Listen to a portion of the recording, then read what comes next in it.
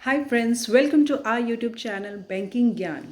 Banking ज्ञान में आज मैं आपको बताने वाली हूँ ईएम के बारे में। ईएम इक्विटेबल मॉर्गेज और उसके टाइप्स, ये सारी चीज़ें मैं अपने नेक्स्ट लेक्चर में बताऊँगी, वो अभी मैं नहीं बताने वाली हूँ। अभी मैं आपको ये समझा रही हूँ कि इक्विटेबल मॉर्गेज जो होता है वो क्या है, ठीक है, और उसको किस तरीके से बैंक ईएम करती है किसी भी प्रॉपर्टी का, ठीक है। देखिए, सबसे पहले हम बात कर लेते हैं इक्विटेबल मॉर्गेज की या ईएम की। जब भी आप कोई हाउसिंग लोन लेते हो या कोई एजुकेशन लोन लेते हो या किसी भी टाइप का ऐसा लोन लेते हो जहाँ पे हमारी प्रॉपर्टी एक तरह से बैंक मॉर्गेज कर रहा है या हम बैंक को प्रॉपर्टी दे रहे हैं और उसके बिहाफ पे उससे उसको गिरवी रख के, एक तरीके से मॉर्गेज रख के बैंक हमें कोई भी लोन दे रहा है, ठीक है। तो वो जो मॉर्गेज होता है, जो वो बैंक अपने पास प्रॉपर्टी को रखती है, प्रॉपर्टी के कागज़ रखती है ओरिजिनल, उसे कहते हैं इक्विटेबल मॉर्गेज या ईएम, ठीक है। मॉर्गेज बहुत टाइप के होते हैं बट बेसिकली 99% ऑफ केसेस में बैंक इक्विटेबल मॉर्गेज ही करती है, ईएम ही करती है। यानी ओरिजिनल अपने पास रखती है, वो एज अ मॉर्गेजर रहती है, मतलब वो प्रॉपर्टी अपने पास रखेगी अनटिल एंड अनलेस आप लोन पे करते हो, रीपे करते हो, ठीक है। और जब आपने लोन रिपेमेंट कंप्लीट कर दिया, आपका लोन बंद हो गया, तो वो आपको आपके प्रॉपर्टी के पेपर्स दे देगी। इन केस आपने प्रॉपर्टी लोन रिपेमेंट नहीं किया प्रॉपर्ली, आपका लोन एनपीए हो गया है, तो बैंक प्रॉपर्टी सेल कर सकती है। इसलिए बैंक के पास ये पावर होती है कि प्रॉपर्टी को रखना अपने पास अनटिल आपने लोन रिपेमेंट किया और बाद में आपको प्रॉपर्टी दे देना, नहीं तो प्रॉपर्टी सेल करना। उस टाइप के मॉर्गेज को ही इक्विटेबल मॉर्गेज कहा जाता है। यहाँ पे मैं टेक्निकल कोई टर्म यूज़ नहीं ले रही हूँ, मैं अपने सिंपल लैंग्वेज में बात करना चाह रही हूँ, उस तरीके से आपको समझाना चाह रही हूँ, ठीक है।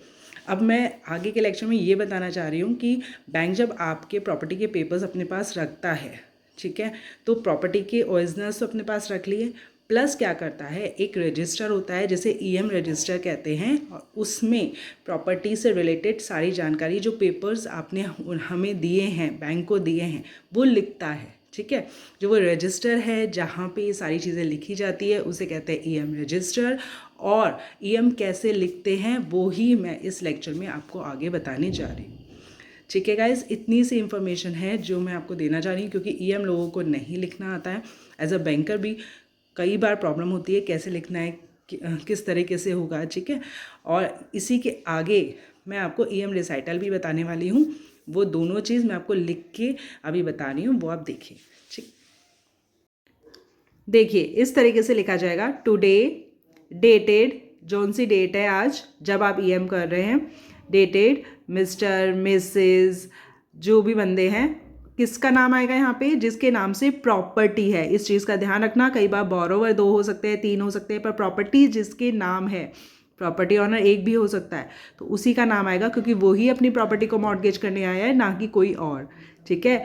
तो मिस्टर मिसेस जो भी हैं, जो प्रॉपर्टी ओनर है उनका नाम, सन ऑफ है, वाइफ ऑफ है, वो अगर 2 जने हैं तो एंड लिख के दूसरे का नाम लिखोगे, सन ऑफ या वाइफ ऑफ जो भी है, ठीक है। फिर लिखोगे रेसिडेंट ऑफ, रेसिडेंट मतलब जहाँ वो अभी रह रहे हैं, रेसिडेंट ऑफ जो भी उनका एड्रेस है वो आ जाएगा। विजिटेड, ब्रांच ऑफिस जो आपका ब्रांच है उसका नाम आएगा यहाँ पे।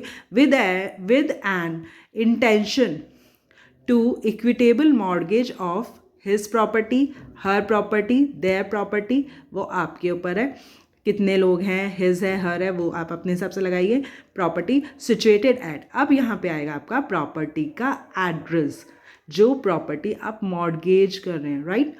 अब वो एक प्लॉट भी हो सकता है, वो पूरा घर भी हो सकता है, ठीक है, कमर्शियल भी होती है, तो वो प्रॉपर्टी का एड्रेस आया। टू सिक्योर, वही बात आ गई है, हिज, हर, देयर, जो भी है।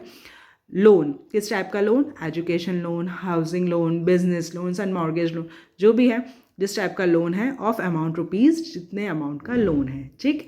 फिर लिखेंगे the details of the document are, जो डॉक्यूमेंट, जो पेपर्स, जिस टाइप के डॉक्यूमेंट हैं, वो पूरा अच्छे से विस्तार से आपको लिखना है। कहाँ से लिखोगे, एलएसआर में। एलएसआर लीगल सर्च रिपोर्ट जो एडवोकेट देता है, उसमें वो पीछे लिख के देता है कौन कौन से हमें पेपर्स चाहिए फॉर ईएम, ठीक है, उसमें से देखकर आपको लिखना है। इस चीज़ का ध्यान रखिए, जो पेपर्स उन्होंने लिखे हैं वो सारे पेपर्स हमें लेने हैं और वो सारे पेपर्स पहले आप चेक करेंगे, ठीक है, उसके बाद ही इसको लिखेंगे। चीज़ याद रखनी है वो देखिए, सबसे पहले ईएम लिखने से पहले एलएसआर में जो भी पेपर्स लिखे हुए हैं एडवोकेट ने वो सारे आप मिला लीजिए, ठीक है, सारे ओरिजिनल्स मिला लीजिए, टिक कर लीजिए पेंसिल से, ये सारे मेरे पास आ गए हैं, देन ओनली आप ये ईएम लिखने बैठेंगे, ठीक है। सेकेंडली, काफ़ी सारे ऐसे स्टेट्स हैं जहाँ पे ईएम के स्टैम्प लगती है, राइट, जैसे कि यूपी में है, यूपी में ईएम का स्टैम्प लगता है सब्जेक्ट टू आपका अमाउंट क्या है, ठीक है, 10 लाख से ऊपर है तो 10,000 का स्टैम्प है, 10 लाख की प्रॉपर्टी है तो 0.50% है। इस तरीके से अलग अलग स्टेट्स का अलग अलग है। अगर आप उस स्टेट में हैं जहाँ पे आपका ईएम करने के स्टैंप लगते हैं, आपकी स्टेट गवर्नमेंट स्टैंप लेती है, तो आप पहले स्टैंप लेंगे उस दिन का और फिर आप ईएम लिखेंगे। ऐसा नहीं है कि स्टैंप पेपर तो आ रहे हैं 31 के, आपने ईएम लिख दिया 1-2 को या किसी और डेट को, ऐसा नहीं है, ठीक है। प्रॉपरली स्टैंप पेपर लीजिए एंड देन ओनली ईएम कीजिए। एक तो ये बात हो गई, ठीक है। अब एक केस और होता है जिसमें आपका क्या होता है कि आपने सपोज़ वो प्रॉपर्टी ऑलरेडी मॉर्गेज कर रखी किसी लोन के लिए, अब आप उसी प्रॉपर्टी पे दूसरा लोन दे रहे हो, राइट। मैंने प्रॉपर्टी हाउसिंग लोन के लिए सपोज़ ले रखी है, उसकी वैल्यू इतनी है कि मैं उसमें दूसरा लोन भी दे सकती हूँ, एजुकेशन लोन, बिजनेस लोन, कुछ भी। तो उससे सेम प्रॉपर्टी को दोबारा ईएम लिखना कहता है ईएम रिसाइटल, मतलब दोबारा ईएम को लिखना। उस केस में हम सारी चीज़ें सेम नहीं लिखते हैं, वो कैसे लिखते हैं वो भी मैं अभी आपको बता देती हूँ। देखो, ये है ईएम रिसाइटल, मतलब ऑलरेडी प्रॉपर्टी मॉर्गेज है, उसको मैं दोबारा मॉर्गेज कर रही हूँ, ठीक है।